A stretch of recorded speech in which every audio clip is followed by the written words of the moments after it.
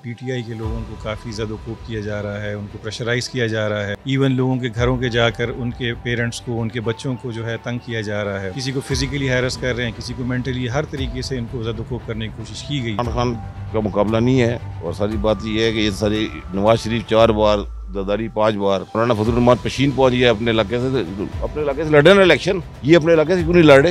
इसकी 35,000 तनख्वाह है, मेरा ड्राइवर है, ये रोज रोता है आके जी आटा खत्म हो गया, चीनी खत्म हो गया, पानी खत्म हो गया, फलाह हो गया। यहाँ किसी बंदे का गुजारा ही नहीं है। इमरान खान के ज़माने में ऐसी कोई बात नहीं थी। आपको पता है मरियम नवाज ने और फैसल वाडा ने टीवी पे कहा था कि पीटीआई का कोई टिकट लेने वाला नहीं होता, लेकिन आज देखेंगे सबसे ज़्यादा 2400 से प्लस फॉर्म जो पीटीआई के उम्मीदवार हैं उन्होंने पीटीआई के टिकट के लिए जमा करे। खान ने कहा था कि अगर मैं खंबे को टिकट दूं तो वो भी इलेक्शन जीत जाएगा। जैसे आपने देखा होगा कि सियालकोट से उस्मान डार की वालदा हैं, उनसे उनने कागजात छीने, मोहन्नद सलाई के कागजात छीनेंगे, तो इसके बावजूद 2400 से ज़्यादा लोगों ने वो कागजात पीटीआई की तरफ से जमा कराएं। अस्सलाम वालेकुम, 66 न्यूज़ के साथ मैं हूँ राबिया खान।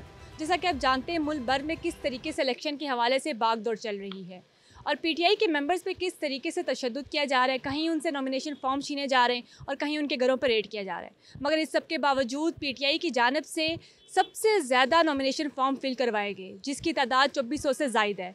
आइए हम कुछ लोगों से जानते हैं कि ऐसी क्या चीज़ है जो लोगों को पीटीआई की तरफ मुतवज्जा कर रही है और इसके साथ इनको इलेक्शन लड़ने पर मबनी कर रही है। जैसा कि आप लोगों ने देखा कि मीडिया के अंदर भी और फिज़िकली भी पीटीआई के लोगों को काफ़ी ज़्यादोकोब किया जा रहा है, उनको प्रेशराइज़ किया जा रहा है।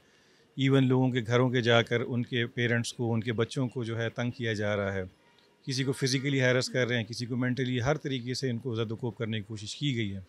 तो मेरा तो मानना ये है कि अभी जो लोग पीटीआई की तरफ झुकाव उनका है, तो इट्स नॉट आउट ऑफ कि उनको वो ये पार्टी बहुत अच्छी लगती है या पीटीआई के अंदर कोई मसला नहीं है, लेकिन इट्स मोर आउट ऑफ कि उन लोगों को एक सिंपैथी फील हो रही है। तो अगर फ्री एंड फेयर इलेक्शन हुए, टर्न आउट अच्छा रहा, तो मुझे लगता है कि जो सिंपैथी वोट है it's going to tilt the balance towards PTI. तो मेरी तो अपनी ये असेसमेंट है, बाकी तो इलेक्शन के दिन पता चलेगा। ये जैसा कि आपको पता है मरियम नवाज ने और फैसल वाडा ने टीवी पे कहा था कि पीटीआई का कोई टिकट लेने वाला नहीं होगा, लेकिन आज देखेंगे सबसे ज़्यादा 2400 से प्लस फॉर्म जो पीटीआई के उम्मीदवार हैं उन्होंने पीटीआई के टिकट के लिए जमा कराए। खान ने कहा था कि अगर मैं खंबे को टिकट दूं तो वो भी इलेक्शन जीत जाएगा। ये बात सच साबित हो रही है। अभी बहुत से आपने देखा होगा कि उन्होंने कागजात को छीना है। जैसे आपने देखा होगा कि सियालकोट से उस्मान डार की वालदा हैं, उनसे उनने कागजात छीने, मोहन्नद सलाई के कागजात छीनेंगे, तो इसके बावजूद 2400 से ज़्यादा लोगों ने वो कागजात पीटीआई की तरफ से जमा कराएं। तो पीटीआई का जो टिकट है वो जीत की अलामत है कि वो जो यंग नस्ल है ना वो पीटीआई का वोट दे रहे हैं, क्योंकि हम जो है मैं मुस्लिम लीग नून को हम वोट शुरू से दे रहे हैं और अभी भी देंगे, क्योंकि हम मजदूर कार लोग हैं। तो इसलिए कि 18 साल जो भी हुकूमत जब से वो कर रहे हैं, लेकिन ये है कि हम खाना पेट भर के खा रहे थे। अभी जो है पीटीआई ने सब जो है ना मुश्किल कर दिया हमारे लिए। हम बेशक वो चोर हैं जो भी हैं, लेकिन ये है कि उनकी हुकूमत अच्छी थी। पीटीआई से हमने पहले भी नहीं वोट दिया तो अब भी नहीं देंगे। अच्छा, आपको क्या क्या लगता है कि क्यों लोग इतने ज़्यादा उनकी तरफ जा रहे हैं? आपको पता है इलेक्शन में कितने 2400 से ज़्यादा फॉर्म फिल हुए हैं पीटीआई की तरफ से, तो उसकी क्या वजह है ख़ास? उसकी वजह ये है ना कि जो लोग हैं ना पीटीआई की तरफ खुश हैं, क्योंकि वो यंग नस्ल है, उनको पता नहीं है जो नई नस्ल आ रही है। हम ये है कि तकरीबन हमारे वालिद साहब भी और हम भी वोट नून लीग को अभी भी देंगे और जब इलेक्शन हो नून लीग को वोट देंगे। बेसिकली आई थिंक लोगों को जो है ना चेंज चाहिए। आई थिंक बेसिकली चेंज ही है, बिकॉज लास्ट अब देखें गो बैक 20 ईयर्स तो वही जो रिपीट होते जा रहे हैं। तो आई थिंक लोग अभी चेंज चाहते हैं बेसिकली, ऑब्वियसली। हम दुआ ही कर सकते हैं, इसके अलावा बद्दुआ भी देते हैं कि भी ये जो हमारे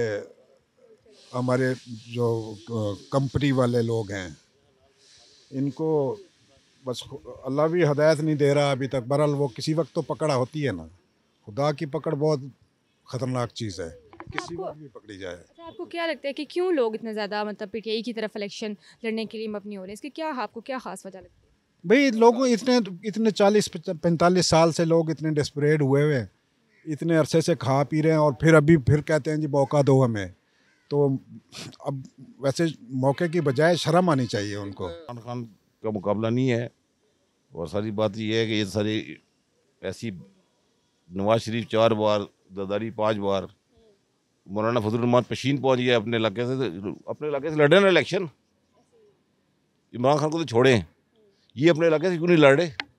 मनसरा में क्या मिलता है उसको? कभी तो मनसरा गए भी नहीं होना वो नवाज शरीफ। इसकी 35,000 तनख्वाह है, मेरा ड्राइवर है, ठीक है ना। ये रोज़ रोता है आके, जी आटा ख़त्म हो गया, चीनी ख़त्म हो गया, पानी ख़त्म हो गया, आज फला हो गया। हमें ना किसी बंदे का गुजारा ही नहीं है। इमरान खान के ज़माने में ऐसी कोई बात नहीं थी। एक बात तो ये, दूसरी बात ये ईमानदार आदमी है वो, और तीसरी बात ये बस वही है। बाकी अगर ये तो सब बकवास है सारी। उसकी ईमानदारी की वजह से लोग ज़्यादा इलेक्शन में आना चाह रहे हैं, आपको ये लगता है? मैंने ये खुद देखा है अपनी आंखों से कि वो जो उसने हेल्थ कार्ड नंबर 1, नंबर 2 जो उसने ये लोगों को फ्री खाने खिलाए हैं, कोरोना से निकाला मुल्क को। मुझे खुद 4 टीके लगे हैं, फ्री में लगे हैं, और इम्पोर्टेड टीके थे फाइज़र के। अगर मैं ख़रीद के लगवाता तो कम से कम 30-35 हज़ार रुपये, और रिमाइंडर कोरोना। लोग भूल जाते हैं, हम तो नहीं भूलते, पढ़े लिखे लोग हैं, ठीक है जी। तो इन्होंने क्या किया है मुझे बता दें। 5 बार IMF का प्लान ले चुका नवाज शरीफ, 5 बार। इमरान ने तो 1 बार लिया था।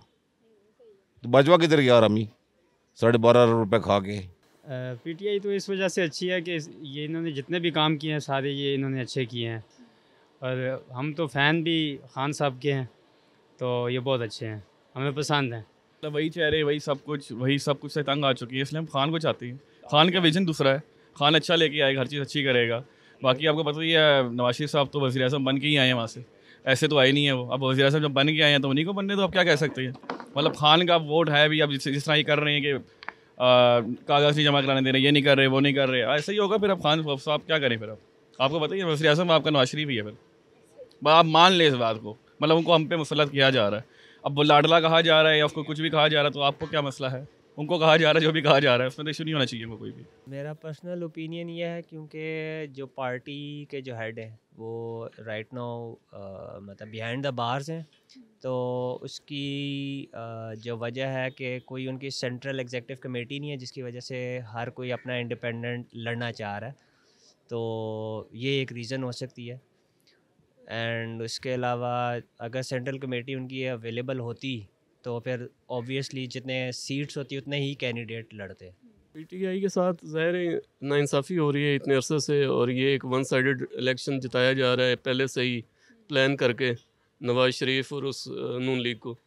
तो ज़ाहिर है अवाम की भी सपोर्ट PTI के साथ है, और इसी वजह से ज़्यादा उम्मीदवार भी उसी के साथ हैं। PTI का जो लीडर है ना इमरान खान की वजह से लोग इलेक्शन में जा रहे हैं, क्योंकि इमरान खान सच्चा बंदा है। अगर सच्चा ना होता तो वो जेल में ना बैठता, वो बाहर जाके नवाज शरीफ की तरह लंदन में बैठता। तो ये खास वजह लगती है कि उनकी ईमानदारी है, जिसकी वजह से ईमानदारी की वजह से लोग उसको चाहते हैं। हर बंदा चाहता है, बच्चे से पूछो वो भी यही कहेगा इमरान खान।